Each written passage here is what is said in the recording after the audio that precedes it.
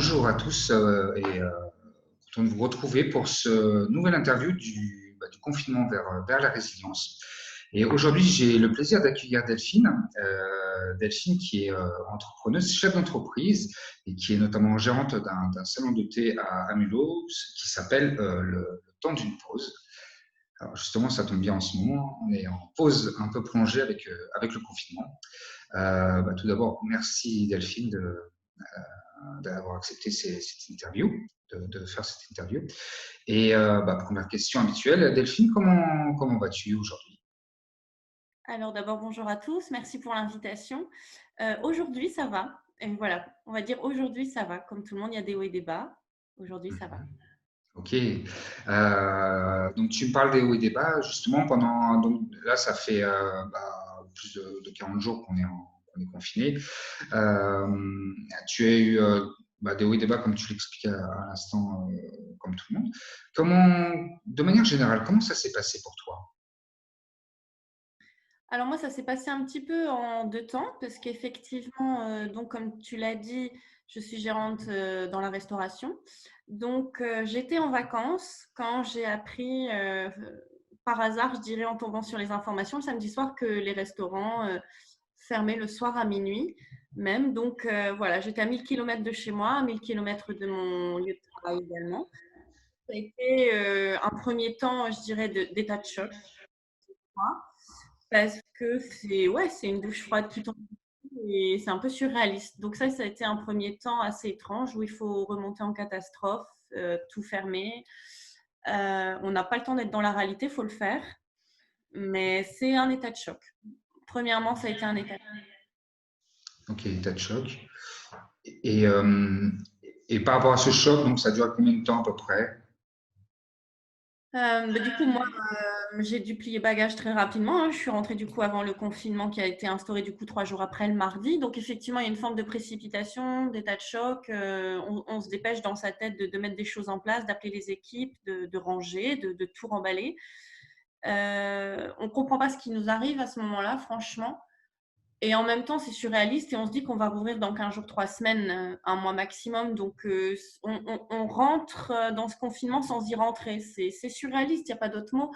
Et on est tous un peu, en tout cas, je le vois chez les restaurateurs sur Mulhouse et je pense ailleurs aussi, on est dans une espèce d'expectative où on fait et en même temps, on ne sait pas pourquoi on fait et pour combien de temps on fait. Et c'est une espèce de temps d'effroi qui reste.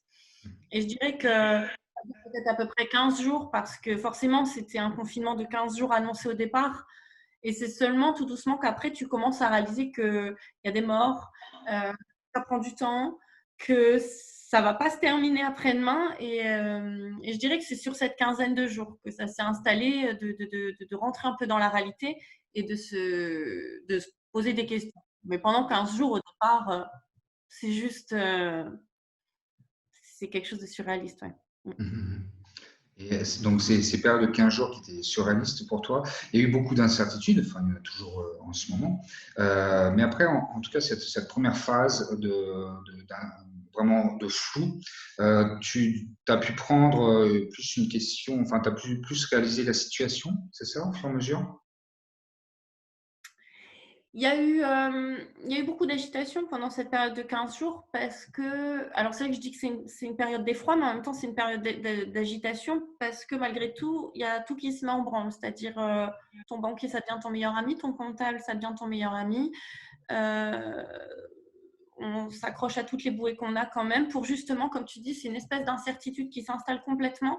Et donc, tu te raccroches à mon banquier, le crédit, mon comptable, qu'est-ce qu'on fait, etc. Donc, en fait, c'est vrai que c'était de l'effroi dans le sens enfin, effroi. J'aime pas ce mot, c'est peut-être trop fort, mais ouais, je maintiens cette espèce d'état de choc où tu réagis pas forcément, mais par contre tu fais et tu mets en place tout ce que l'État a dit. Ok, on fait, on fait, on fait, on fait. Et donc j'ai été très occupée en fait les 15 premiers jours parce qu'il faut mettre tout le monde au chômage partiel. J'ai des salariés parce que donc c'est de l'agitation. On fait ce qu'il faut faire, on fait ce qu'on nous demande de faire. Et ouais, encore une fois, c'est après que tout doucement les doutes commencent à s'installer. Mhm. Parce que tu as mis mis tes bouées de sauvetage, tu as dit: «Bon là ça va, j'ai un crédit, les salariés sont au chômage partiel, OK, OK, OK, OK». Et puis après, finalement, tu es seul. Tu es seul avec l'incertitude. Tu es seul et là, les questions, elles commencent à arriver en se disant oui, mais jusqu'à quand? Oui, mais on tiendra comme ça jusqu'à quand? Oui, mais qu'est-ce qu'on va faire? Enfin, voilà. Et de 15 jours en 15 jours, comme ça se prolonge, Mhm. là, c'est plus qu'est-ce qu'on va faire. C'est comment les gens vont réagir quand on rouvrira, si on réouvre et quand. Et les dates s'éloignent. Et là, ouais, tu es seul quand même face au doute. Et c'est là où il y a des jours avec et des jours sans, parce qu'il y a des jours où tu dis non, ça va aller. Et le lendemain, tu dis, mais on va mettre la clé sous la porte, on arrête, et puis c'est tout, quoi. Mhm. Alors, si on se concentre sur les jours justement qui sont plus up, où là tu dis où ça va aller, qu'est-ce qui se passe pour toi? C'est quoi, par exemple, tes pensées qui arrivent à ce moment-là?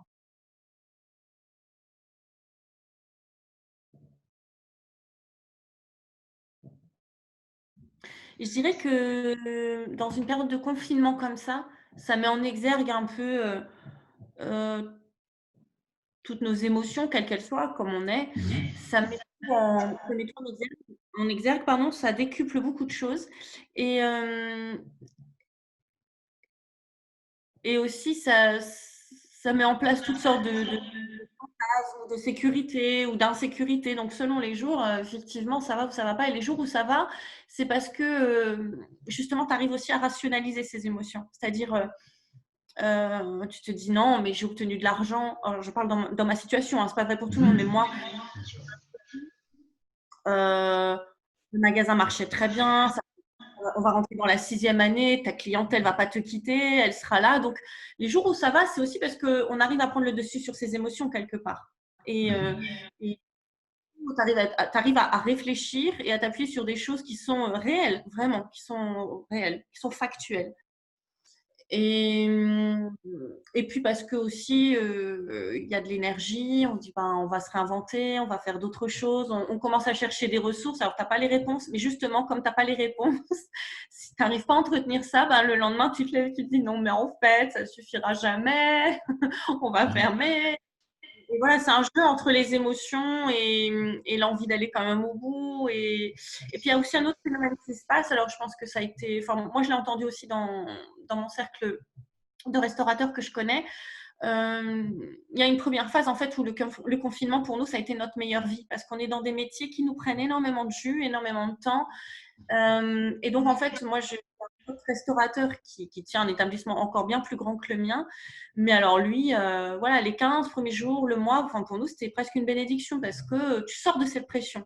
Et ce temps d'arrêt fait du bien parce que d'un seul coup, il n'y a plus besoin de gérer des équipes, il n'y a plus besoin d'avoir cette pression qu'on a, hein, nous, chefs d'entreprise, sur les épaules. Et ça, je pense que n'importe quel chef d'entreprise, même si bien sûr il a peur pour l'après, je pense que n'importe qui a ressenti d'un seul coup quand même ce truc Mhm. qui tombe de qui tombe parce que pendant 5 minutes, tu t'occupes plus de rien. Et 15 jours, un mois fait vachement de bien aussi. Donc, les idées reviennent, t'es moins fatigué, tu peux réfléchir davantage. Donc, les ups, ça aide aussi ces jours-là. C'est que tu es moins fatigué, tu as moins de pression.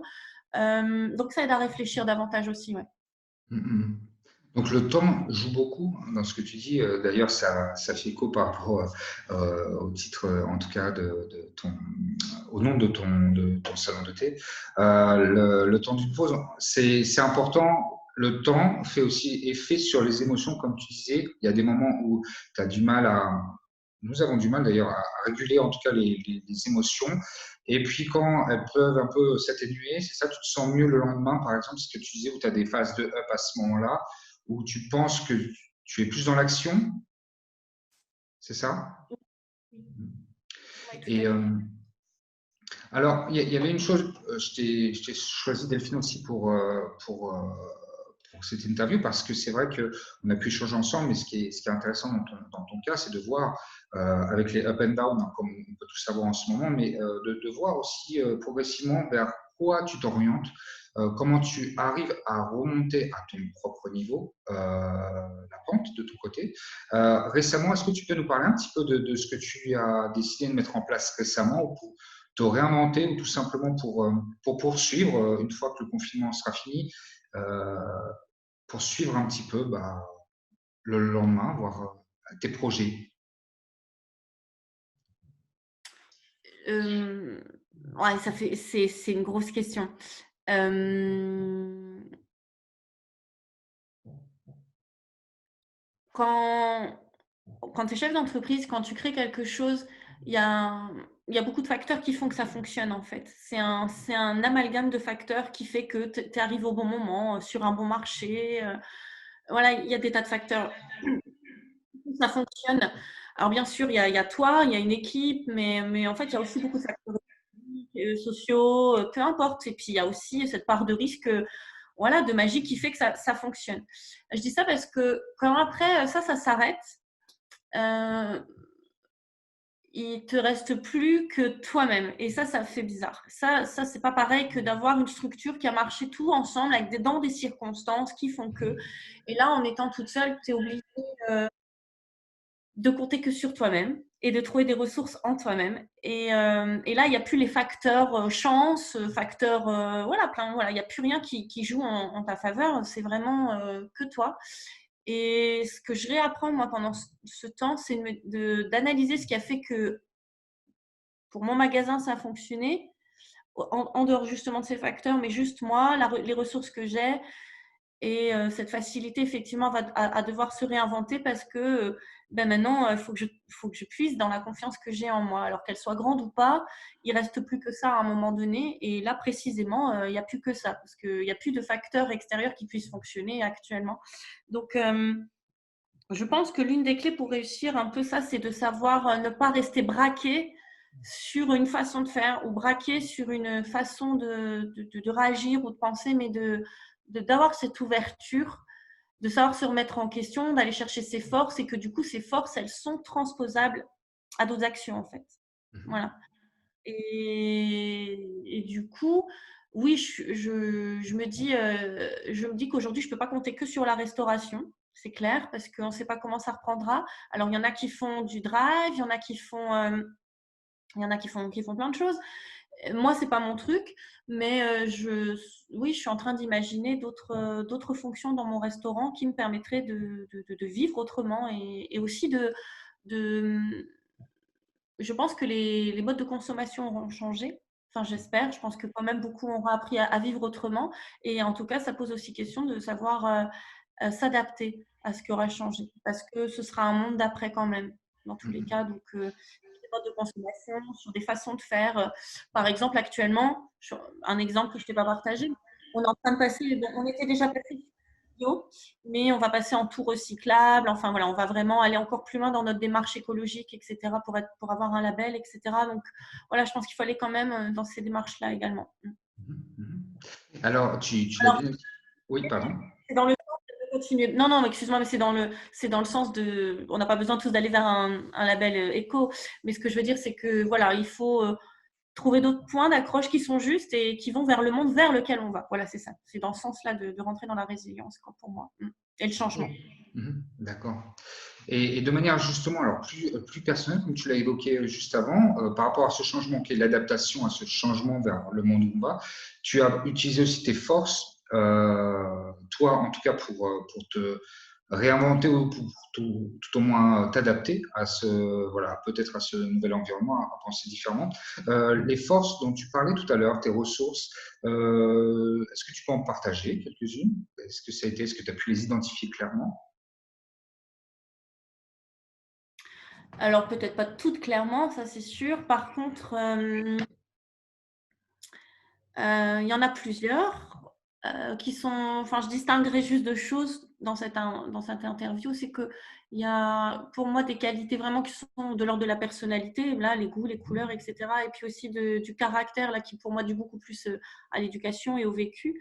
Et des choses qui m'aident vraiment dans tous les cas dans ma personnalité et que les gens doivent vraiment, à mon sens, se demander, c'est ce qu'ils aiment faire et comment du coup ils peuvent le décupler, le déployer maintenant. Et moi, c'est créer. Donc de toute façon, c'est vrai que c'est une force pour moi parce que mon magasin, je l'ai créé de toutes pièces. J'en ai fait les travaux moi-même, j'en ai fait la déco moi-même. Donc j'aime créer des concepts. Donc c'est vrai qu'aujourd'hui, pour moi, c'est pas compliqué, c'est moins compliqué, disons, de m'imaginer créer d'autres choses pour avancer. Mais pour d'autres gens, ça peut être vraiment d'autres voilà, d'autres qualités Les couturières à Mulhouse ont créé Couturières Solidaires. Voilà, elles font toutes des masques avec les tissus de Noël que nous créons tous les ans avec nos associations. Donc, voilà, tout le monde se réinvente avec sa créativité. Ça, c'est ma force, voilà, c'est d'être créatif dans l'âme. Ça, je pense que chacun peut analyser, au moins dans sa personnalité, ce qu'il aime faire, et si c'est bricoler, c'est s'en servir, enfin plein d'autres choses, ou intellectuellement. La deuxième, dans le caractère et l'histoire, c'est que je pense que chacun peut regarder ce qu'il a réussi à traverser et savoir qu'il peut encore traverser ça. Et moi, ça, c'est ce qui m'arrive. C'est vrai que, déjà de mon histoire personnelle, mais si on prend que même l'histoire du magasin, j'ai été cambriolée, j'ai été inondée 3 fois, j'ai perdu des salariés dont j'étais très proche et qui géraient mon magasin. Et il a fallu à chaque fois dépasser ça parce qu'on n'a pas le choix. Donc, c'est sûr qu'il faut s'attacher au fait qu'on a vu pire, qu'on a déjà su aller de l'avant malgré des grosses pierres. Donc, ouais, quand ça va pas, je m'attache à ça. Quand ça va pas, je me dis, t'as vu pire. Quand ça va pas, je me dis, t'as traversé ça, c'est pas pour lâcher maintenant. Voilà, vraiment. Mais ce qui est difficile pour moi, c'est indépendant de notre volonté. Donc, il faut tenir, mais tout en même temps que on n'a quand même pas prise sur certaines choses. Et ça, c'est vrai que c'est compliqué à gérer. Avec cette fameuse incertitude, en effet, qui, voilà. Là, c'est tellement pas de nous. Ça, c'est compliqué, ouais. Mais Donc, comme il tu faut dis, compter ouais. et en quoi, justement, ce qu'on a déjà fait de bien pour s'en servir, ouais. En même temps, si je peux accompagner tes propos, ce qui est bien vis-à-vis de l'incertitude, tu as employé aussi l'autre terme qui est à un moment donné la magie. C'est-à-dire qu'à un moment donné, il y a aussi un déclic avec tout ce qu'on peut mettre à certains moments en place. Toi, en ce qui te concerne, en tout cas tes forces de créativité, il y a quelque chose qui peut après arriver d'un seul coup, surgir en tout cas après avoir galéré à certains moments, c'est vrai, mais apparaître par magie, en tout cas se concrétiser, c'est ça peut-être le terme, se concrétiser après des efforts et de l'incertitude. Très bien. Ben, Delphine, on arrive vers la fin de cette interview. J'arrive même plus à prononcer les mots.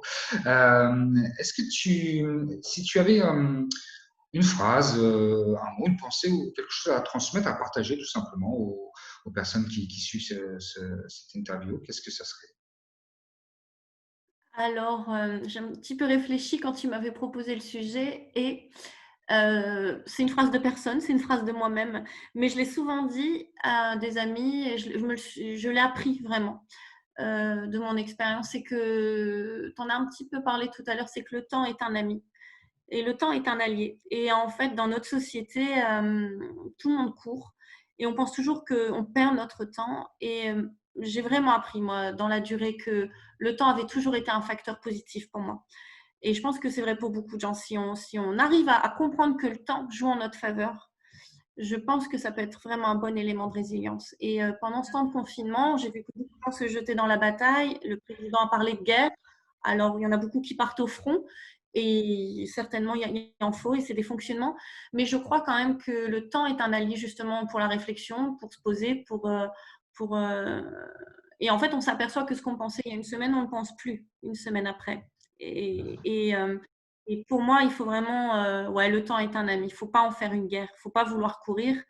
Et je pense qu'il y a des choses bien plus bénéfiques qui en sortent. Voilà. Ok. Tout ça résumé avec le temps d'une pause, hein. Tu te rends compte un peu? C'est une philosophie. Bon, je te remercie beaucoup, Delphine, en tout cas pour cette interview qui a vraiment été très intéressante, en tout cas, avec tout ce que tu as pu partager pendant ce moment. Merci beaucoup. Merci.